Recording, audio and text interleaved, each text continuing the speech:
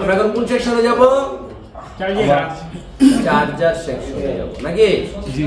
Gate সেরে কাজ করতে গেলে কোথায় যেতে হবে? আগে চার্জিং সেকশনে যেতে হবে নাকি? জি। যাওয়ার পরে আমরা কি চেক করব? এই যে বিপিএস লেখা আছে, জি, এই বিপিএস এ আমরা ভোল্টেজ চেক করব। কত ভোল্টেজ থাকবে বিপিএস এ? ব্যাটারি ভোল্টেজ, ব্যাটারি যে ভোল্টেজ সেই ভোল্টেজ থাকবে। কোথায় চেক করব জানি আমরা? BPS line, charging section. এই তো বিপিএস কয়েল নাকি? নাকি? জি।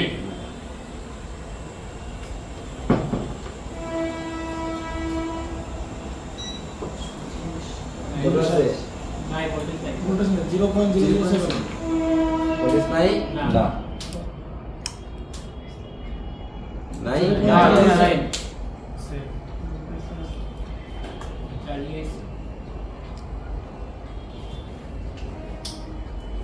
এখন এই যে বিপিএস লাইনটা যে দেখতেছো, ব্যাটারি থেকে সরাসরি তো এখানে আসে, তাই না?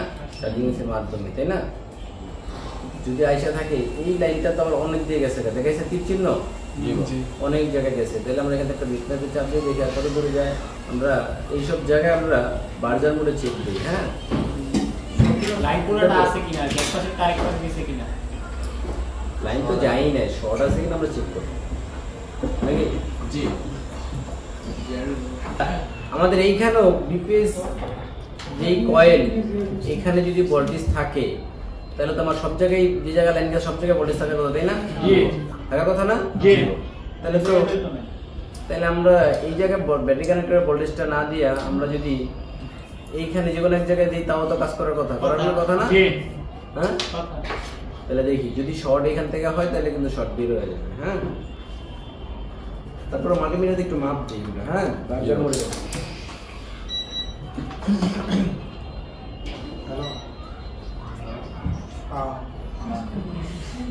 কোনটা মাপবো?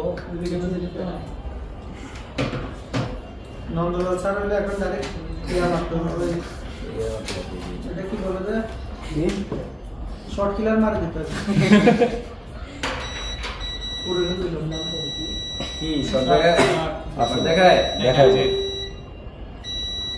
তাহলে তো সবগুলাই শর্ট দেখাইবো। জি ভাই, তাই না? জি। সব শর্ট দেখাইবো না? জি। একটাই তো লাইন, তাই না? জি। সবার মাথায় কালা চুল, এর ভিতর থেকে একজন চোর, মানে একজন চোরের আমাকে বাইর করতে হবে, তাই না? ভুয়া থেরাপি মারার আগে কিছু কৌশল আছে। কৌশল হলো, দেখো আমরা তো ব্যাটারি কানেক্টরে ধরছি, কোনো কিছু গরম হয়েছে, রিডিং করছে আমাদের 36 উঠছে, ভয় নাই, এটা প্রাইমারিতে পড়ে গেছে, তাই না? যার কারণে আইসির এই চার্জিং আইসির ওভারটেক করে এখানে ভোল্টেজ যেতে পারবো না, যার কারণে কিন্তু ওই কম্পোনেন্টটা শর্ট দিতে পারে না। আমরা আবার কি করবো, এই কয়েলের ওভারটেক করে যে লাইনটা থাকবো ওই জায়গায় যদি আমরা ভোল্টেজ দিই তাহলে কিন্তু শর্টটা বাইরে হওয়ার চান্স আছে। তারপরও আমরা চিন্তা করবো যে দেখি আমরা চোখ দিয়ে দেখে বুঝতে পারি কিনা যে কোনো ক্যাপাসিটার ফুইটার হয়েছে কিনা বা জেলার হয়েছে কিনা, আগে চোখ দিয়ে একটু দেখি নাকি? তারপরও আরো অনেকভাবে মাপা যায়, ফ্যারাডে মাপা যায় না? ক্যাপাসিটার কয় মিটার মাপা যায় মনে আছে? মাইক্রোফ্যারাডে মাপা যায় না? ন্যানো ফ্যারাডে মাপা যায় না? কিন্তু ওই মোড আমরা এখন 1.8 ভোল্টেজের লাইনটা আমরা কোথায় দিব?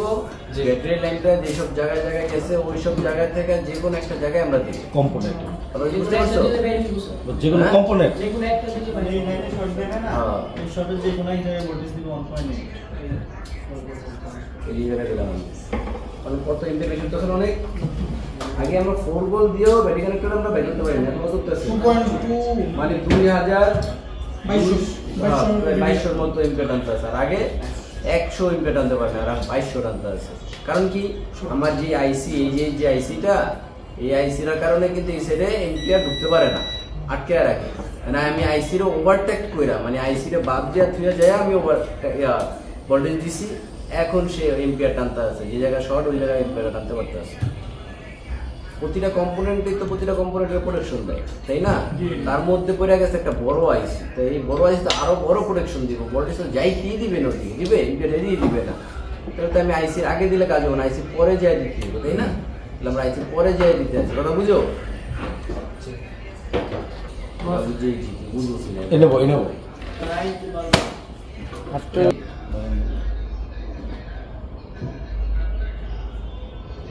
মিটিং তো যায় অন্য জায়গায় একটা দেবি আমি রানের করি তেল লাগা দিলে সেখানে এই জায়গায় বডিস কমে আপনার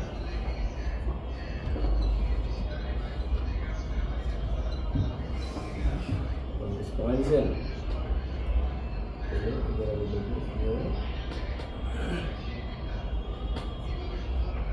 এটাই গরম হয়েছে বস না আরে 10 দিয়ে আইলো এটা তো আগে হইছে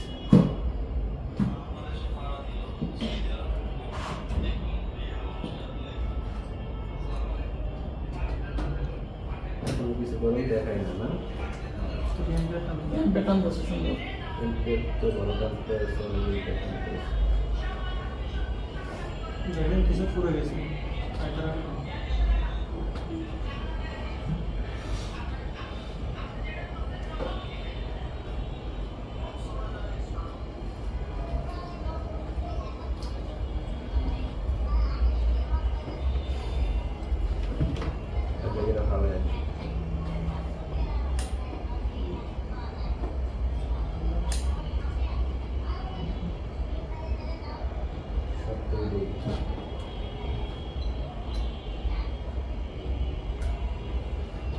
সোরের যে জিজ্ঞাসি সোর কেটা